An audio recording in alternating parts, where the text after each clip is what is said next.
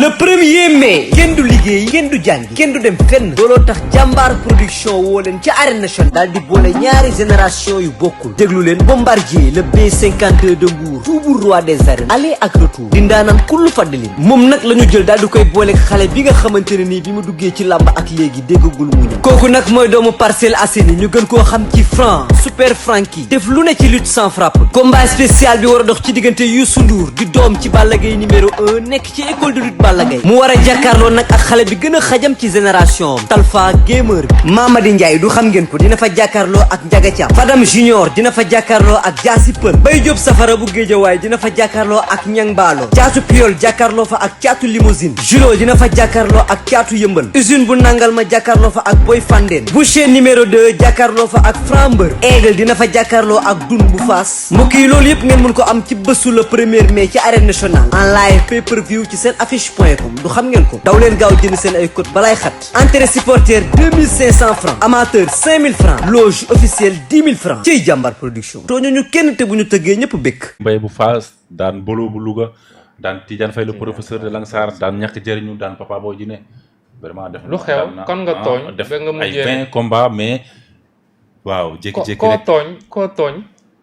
ba nga nekk après si tolof da nga tooñ sa sëriñ da nga wor say staff wala lan lu xew qu'est-ce qui se passe wallahi tooñoo benn sëriñ damaa jàppoon ne contre performance la rek parce que day am sport quoi te man combat yi ma gën a entraîné combat yi laa ñàkk combat yi nga xamante ne ñoom laa gënoon jox cër fere ci financièrement combat yooyu noonu laa ñàkk mais nag sport la parce que tey jii bi daan jotee damaa daan quoi waaw mais mbër bu nekkee ci tolof parfois dafay salam de dem ci ay wàllu mystique du jàpp ni contre performance la xam nga dina gën a fare si mystique bi sëriñ bi fu mu mënta dëgg te dëgg naa yéen li ngeen investir si xarañ ak Kéba Kanté kenn mënu ko wax li ñu investir si sëriñ ban combat noonu combat yi mujjee yëpp waaw dem na ba jël na ay sëriñ Balla Gaye Ba Touba ak ñeneen yi nga xamante mu sëriñ yu bëri sëriñ yu bëree xanaa moo Kéba bokk na ci li gën a métti sama làmb parce que nit ñi li ñuy foog ak li am du doon benn Kéba làmb boolewuñu maa moom papa ak doom la man moo ma yar moo ma indi Dakar moo ma dugal ci làmb Kéba nit la Kéba tey du Kéba joxel kese Kéba àdduna la xëy na nag gën a jege gën a yëy su ma amee làmb da ciy sonn comme moom boo amee événement politique ni ma ciy sonnee Kéba boo amee événement politique fi mu teg tànkam sax maa koy wax président defal lii nañ def lee su ma amee combat tamit c'est normal mais man am na ay mbër yu ma ëpp moyen yu fi ne am na mbër yoo xam ne li ñuy def ci làmb man aw ma moyen bi te souvent maanaam ñu bëri dañuy foog ne lépp gongo te amaana duñ fi du demewul noonu daal surtout bi mu fiy laaj CNG bi tey dama dem loolu daf ma xawoon pénaliser sax man maa gën a su ma amee làmb sama làmb day métti parce que koo ñu ne li kooku Kéba da koy jàppal kooku dafa am moyen kooku dugg na fii génn na fii amaana mu ngi def si yow li mën mais doyul non du question de doy xam nga jàppale làmb tey jii comme kenn nit aussi mënu ko merci beaucoup kenn nit mënu ko waaw te moom benn nit la man benn nit moo may jàppale muy Kéba Kanté mooy sonn ci man yëkkati alalam bàyyi temps bàyyi njabootam comprendre nga mu ngi noonu te demeewul noonu daal li nit ñi di foog ak li am du doon benn waaw ñoo ngi koy nuyu de passage nag dafa ma mere nag mais ñoo ngi koy nuyu de passage di ko ziare waat mais Jokal li ma mën a wax rek aussi problème bi aussi fan la ñi naan Jokal entraîné tul ñi naan Jokal noonu dafa am xaalis léegi nangatul sonn nangatul coono làmb problème bi lan la problème de compétition la woon rek xam nga la Boucar loo xam-xam ma dem da lay gën a xam boppam làmb entraînement la te sama combat bi nii laa ko gën a gëm quoi waaw parce que sama combat bi wéroon naa ci trop mais man maa yedd sama boobu ma ne làmb ji nii damay entraîner maa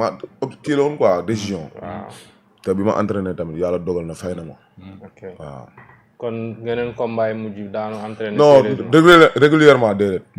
maanaam nit ki moom da ngay wax dëgg rek yokk am na boo demoon Maroc Kéwal waaw xam nga comme li may wax rek entraînement làmb contact la ko yaa ngi koy wax sànq contact daf si bokk contact la c'est ça entraîner ci géej gi la mën nga voyager nag soo voyager tey ci ay clim ngay tëdd salle de musculation parce que làmb doo fa dem di yëkkati poids da ngay jàppante bëre dafa métti tey boo dalantee 5 minutes bu fekkee amoo koofur rek day feeñ loo entraîné nit ñi duñ ko gis dañ naan diw entraîné wul man nga de compétition moo ma jàppoon yaa ma de te loolu incha allah rabi gëm naa ne luy deñ la quoi parce que man Jokal bi ma xamoon bu daan mbapat gars yi taal si taal dimanche bi damay mbapat incha allah rabi Jokal boobu gars yi bëgg nañu ko gisaat de wallaahi mooy ñëwaat ci làmb incha allah waaw mais Jokal dafa gars yi neen Jokal dafa am kër Dakar léegi clim yi xaalis bi ginaar yi léegi nangootul saal sax gars yi ko naan ñu dem saal wala ñu dem din sax mooy non est-ce que loolu mais lan mooy problème bi ak clim yi damay dégg ñuy wax clim yi non dalay yaafus xam nga clim dafa neex daa neex de soo ci tëddee ci clim war a jóge ci clim loolu est-ce que baaxul tamit ci récupération sportive non attends mais aussi fekkente da nga nekk sportif tey waaw supposons tey 4 heures nga war a jóg takk daal yi ànd ak gars yi ngeen dem din waaw moo xam Malika la wala Tivaouane Peulh wala anyway war a dem takk daal yi fekk yow nga añ nga ba suur naan sa soow tëdd nelaw kilim bi ëpp loolu pour jóg loolu foog nga nekk góor yàlla dëgg pour nangu ko de nangu jóg bàyyi fi yu sedd yi bàyyi fi récupération pour mais boo demee entraîné ba ñëw kay war ngaa mën a fu tëdd fu confortable mbër warul tëdd mais est-ce que clim bokk na si yëfu mbër waaw est-ce que adéquat na aussi man pour nga gën a ës waaw clim nga ñàkk quoi waaw il faut ngay ñàkk xam nga di kii moo ren de peut-être que scientifiquement mën nañ indi leneen mais ñun suñu mbëri mag yi waaw ñoom dubale ñoo Robert ñoom Ambroise lu ñu xam saa yoo leen gisee dinañ gis ba bàyyi bëre nga gis si ñoom état physique wér ak wér mais xoolal nouvelle génération yi ni ñuy gaaw a blessé wu mbëri bëre yëpp buñ commencé musculation ils traînent tous des blessures kii si genou kii si tànk ndax musculation ak clim sa yaram dafay dem ba nooyi dootoo am résistance doole biir donc tubaab mën nañ ne clim mooy dafa ëpp récupération mais ñun suñu réalité africaine moom mooy que di clim di musculation warul bokk ci entraînement d'un lutteur man loolu laa man sama expérience personnelle loolu la ma may te dama koy def comparaison entre mbëri mag yi suñu paa yi ak nouvelle génération xoolal Baboy il n'aimait pas de climat de musculation Baboy géej saa yu ñëwee da ngay xool molay nga kontaan Baboy géej kese c'était ça son dada mais jusqu'à présent da nga koy xool nga xool ko par rapport ak yeneen champion yi nga xam ni Baboy il est résistant jusqu'à date waaw mais dañ na ko def da doon ndax non kenn waxu la ne musculation baax non mais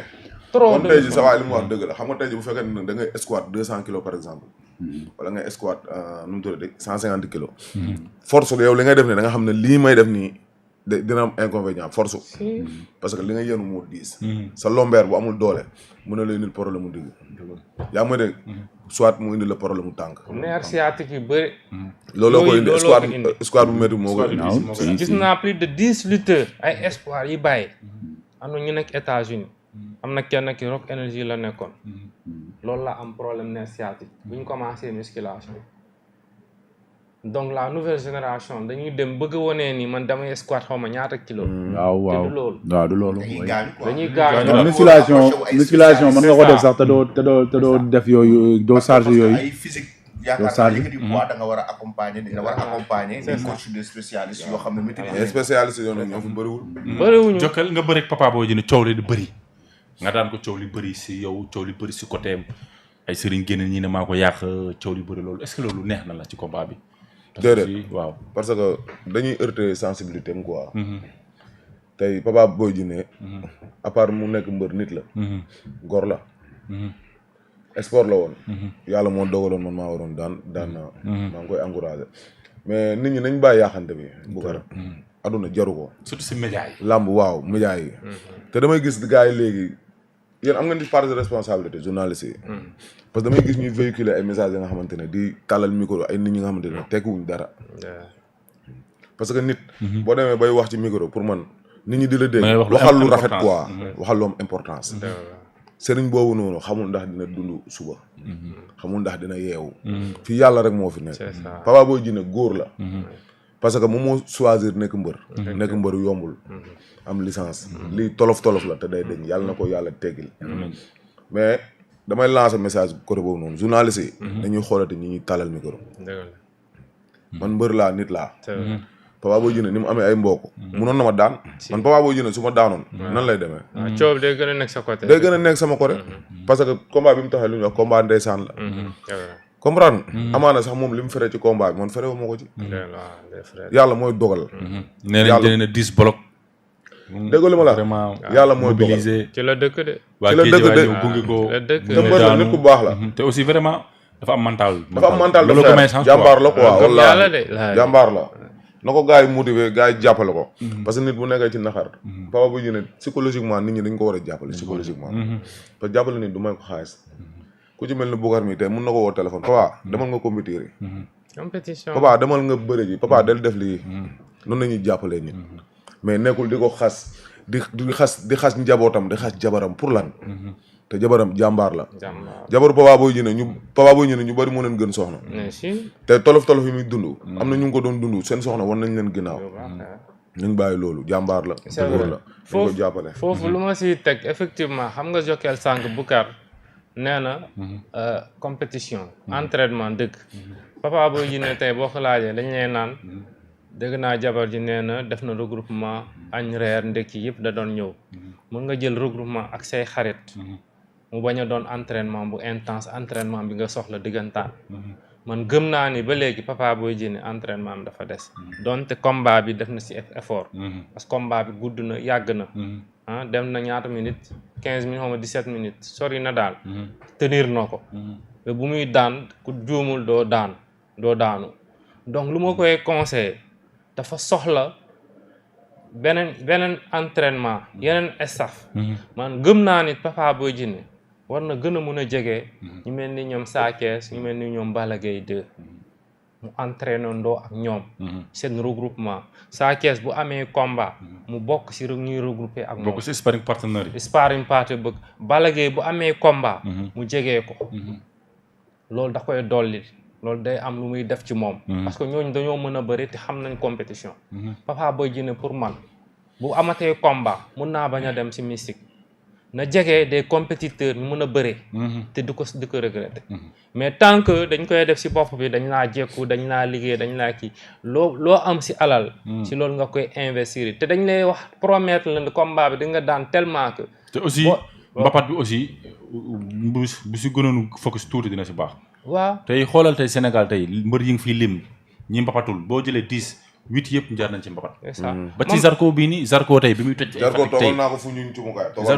waaw bi muy jël festival fu ñuñ 300 000 maa ko toogal cumukaay si Papa Boy Djiné sax daan na dem mbapat waaw daan na te mbapat la amee woon sa problème ba muy même li simple nii sax après def na si waaw demoon na Joal temps yi passé il y a 2 ans am na yenn làmb ñu daan dem mais c'est que moom tuuram moo ko sonal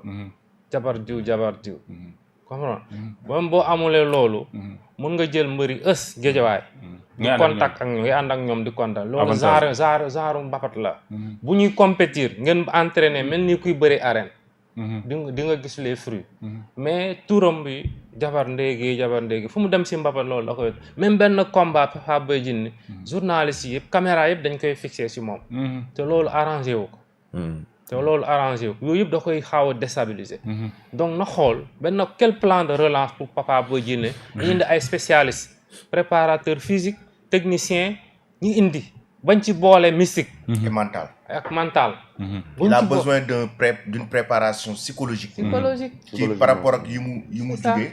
difficulté sportif des fois dafay am foo xam ne boo fa tolloo soxlaa too sax préparation sport sur le plan physique mais plutôt mentalement en fait il est beaucoup affaibli ba pare da ngay gis ne psychologiquement buy bëri si parewul day douter jàpp na ne dañ ko liggéey chaque fois buy ñëw day douter da nga koy sentir day xalaat jabar day douter donc voilà loolu noonu yëpp psychologiquement ba pare am pression médiatique bu dal ci kawam sa jabar dafa siiw loolu pression bi la média bi di teg loolu yëpp boo ko boolee psychologiquement si tu n'es pas prêt soo ñëwee ci làmb ji da ngay passer à côté Jokal fan la jëm waaw ñun ñu ngi ci làmb tey li may wax chaque jour rek man mosuma jëlal sama bopp combat gaa lay jëlal combat